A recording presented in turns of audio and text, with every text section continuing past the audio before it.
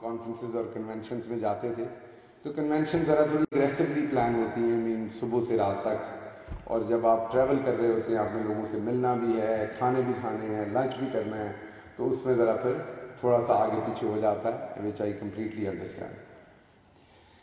اچھا جی، میں 3-4 باتیں آپ سے انشاءاللہ اس سارے پروسیس میں آج کی جو نشست ہے ہماری اس میں کرنا چاہوں گا۔ ایک تو آپ کو لارجر پکچر دوں گا، پاکستان کی پولیٹکس میں کیا ہو رہا ہے، آپ کا آنے والا کردار کیا ہے، اوورسیز پاکستانی آخر حکومت سے چاہتا کیا ہے، اس کی ڈیمانڈز کیا ہیں، اوورسیز پاکستانی کو ملتا کیا ہے، پاکستان آج جہاں کھڑا ہے وہاں کیوں کھڑا ہے۔ ہم جب وہاں سے آتے ہیں تو ہم آف کورس یہاں کے حالات دیکھ کے پریشان ہوتے ہیں اور ہم اس تبدیلی کے لیے کوشش بھی کرتے ہیں، لیکن پھر بھی کئی دفعہ وہ تبدیلی ان اسپیسیفک اریناز کے اندر کیوں نہیں آتی۔ ان تمام چیزوں کے بارے میں آپ سے دل کھول کے بات کروں گا، لگی لپٹ رکھے بغیر۔ دیکھیے، سب سے پہلے سوال ہے کہ اوورسیز پاکستانی چاہتا کیا ہے۔ اوورسیز پاکستانی ملک سے باہر ہوتا ہے، وہاں وہ سیٹل ہے، اس کا ذریعہ معاش سیٹل ہے، اس کی فیملی ہے، کاروبار ہے یا نوکری ہے، یہاں سے بہتر پیسے کماتا ہے، بہتر لیونگ سٹینڈرڈ میں رہ رہا ہے، پھر وہ چاہتا کیوں ہے، وہ کیوں لوٹ کے بار بار پاکستان آتا ہے؟ وہ 3 چیزیں چاہتا ہے۔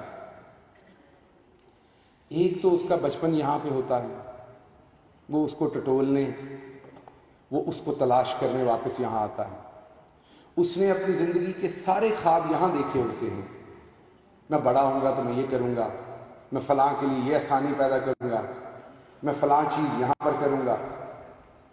تو اس نے وہ تمام خواب جو جن جگہوں پر، جس اسکول میں، جن گلیوں میں دیکھے ہوتے ہیں، وہ وہاں پر آ کے جب ٹٹولتا ہے تو اسے اس کی گداز جو ہے وہ محسوس ہوتی ہے۔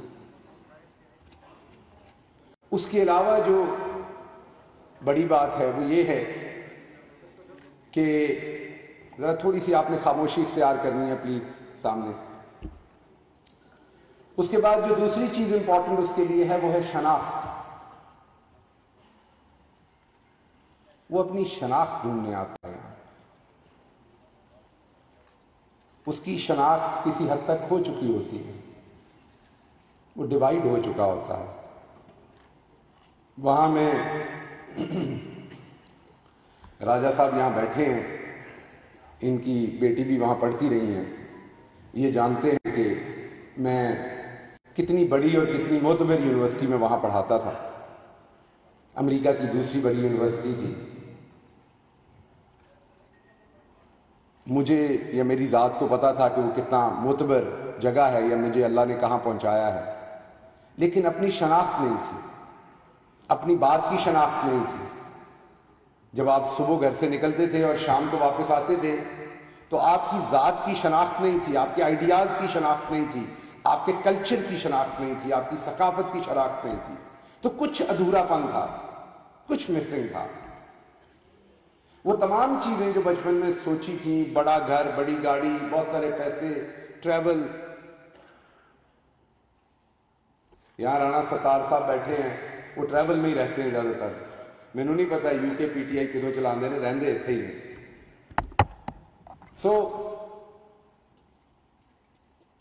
آپ کو سب کچھ میسر ہوتا ہے لیکن آپ کو شناخت میسر نہیں ہوتی۔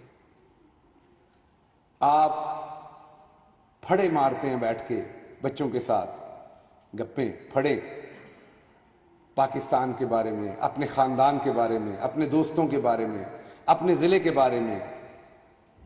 آپ کے بچے آنا نہیں چاہتے یہاں کیونکہ یہاں کا سسٹم ڈیفرنٹ ہے۔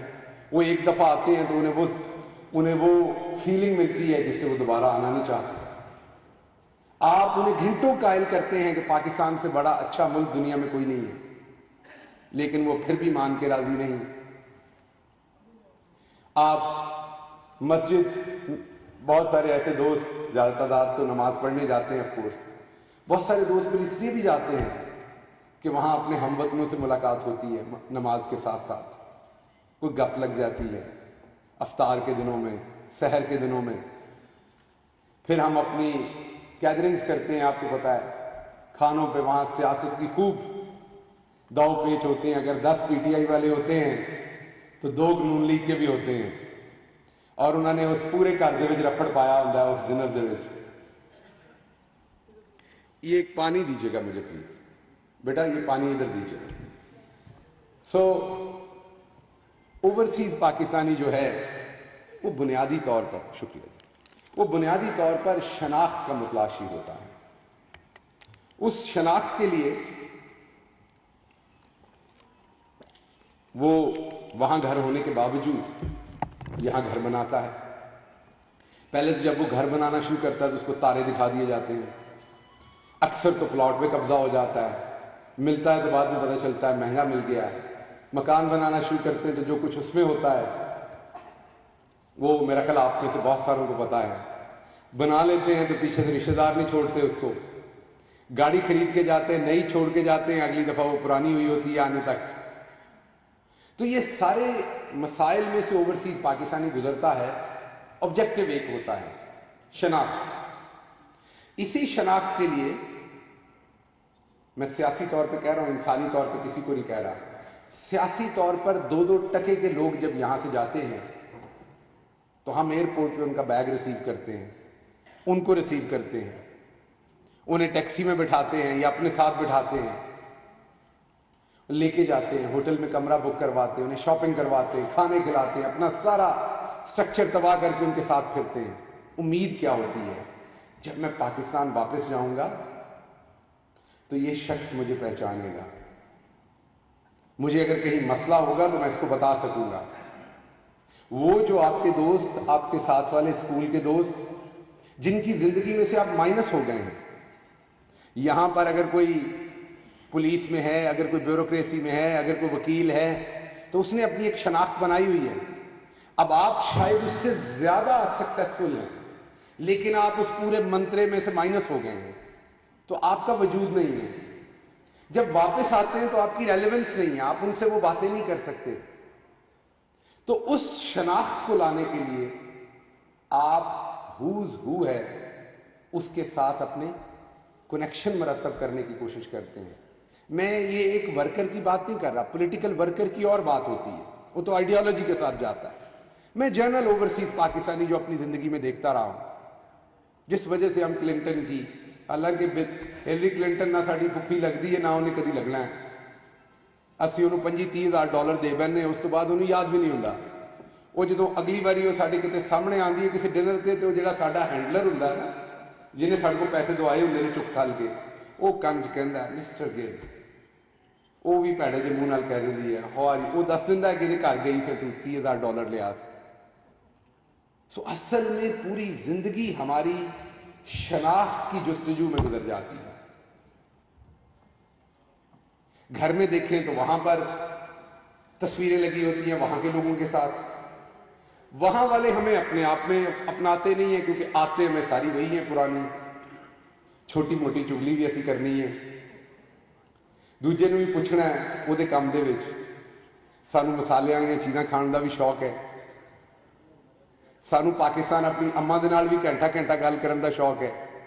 وہ تو ساری بڈھی ناراض ہے اتنے کہ سارا ویلا تو تسی فون تے لا دیتا ہے. بیگم صاحبہ نے تو انہوں نے اپنی ساریاں بھیناں نال گل کرنی ہے، سنا سفینہ دا کیڑا جوڑا آیا وہ پتہ ہونا چاہیے. سو درزی انہوں دا اتنے ہوندا ہے، درزی ٹائم تے کپڑے نہیں دینا، وہ اس ویلے فلائٹ چلی جاتی ہے جس دے کپڑے آنے ہوندے نے، کئی باری کپڑے گواچ جاندے نے. سو مختصر یہ ہے کہ ہم تمام لوگ، عورتیں ہوں، مرد ہوں، بچے ہوں، ہم شناخت میں، ہمارے بچے ہماری طرف دیکھتے ہیں کہ یہ بابا یہ ماما کس طرح کی باتیں کر رہے ہیں، یہ کیا بتا رہے ہیں، ایسے تھوڑی کا ہوتا ہے. وہ کہتے ہیں فیملی از دس، جو اس گھر میں رہتی ہے یہ ہماری فیملی. ہم انہیں بتاتے ہیں نہیں نہیں میری وہاں اماں ہے، میرا بھائی ہے، میرے بھائی کے بچے ہیں، میرے بھائی کی بیوی ہے، وہ ہماری فیملی ہے. نہ انہیں اسکول یہ پڑھاتا ہے، نہ انہیں وہاں کا کلچر یہ پڑھاتا ہے. تو بنیادی طور پر جو میں بات کرنا چاہ رہا تھا وہ یہ کرنا چاہ رہا تھا. آپ نے کور کمیٹی میں جانا ہے, آپ نے پہلے فارغ ہونا ہے. اسد صاحب آپ نے کور کمیٹی میں, آپ آ جائیں, میں پھر یہیں سے شروع کروں گا. نہیں مجھے بھی جانا نہیں, آپ کا لیٹ ہونا بہتر نہیں, میرا ہے, آ جائیں.